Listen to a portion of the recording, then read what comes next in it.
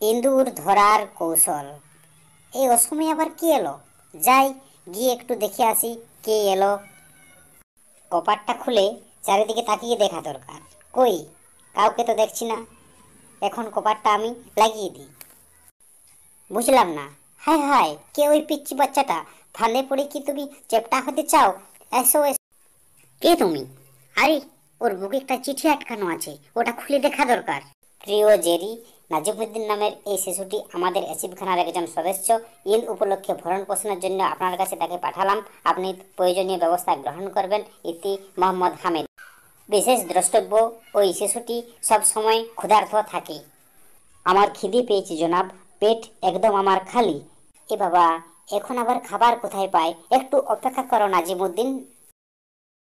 স্টকে কি আছে দেখা দরকার। কিচ্ছুটি নেই। আরে, একদম খালি। আচ্ছা, একটা বিস্কিটও নেই। এখন কি করা যায়? আচ্ছা, বুঝতে পেরেছি। একটুকু ঝুঁকি নিতে হবে, কিন্তু এছাড়া আর কোনো উপায় আমি আর দেখতে পাচ্ছি না। আরে চুপ, একদম শব্দ করা চলবে না নাজিমুদ্দিন। আস্তে আস্তে আমাদের ধীরে ধীরে ওর দিকে যেতে হবে। চুপচাপ এখানে দাঁড়াও তুমি আমার সাথে।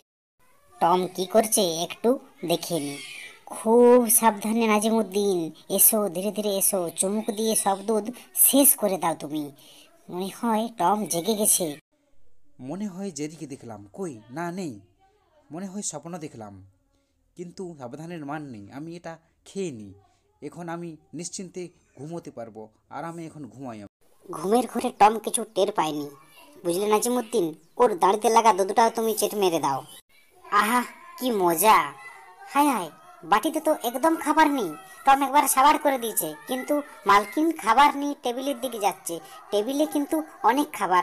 আহা, কি মজা কি মজা! আমরা তো সব খাবার খাবো।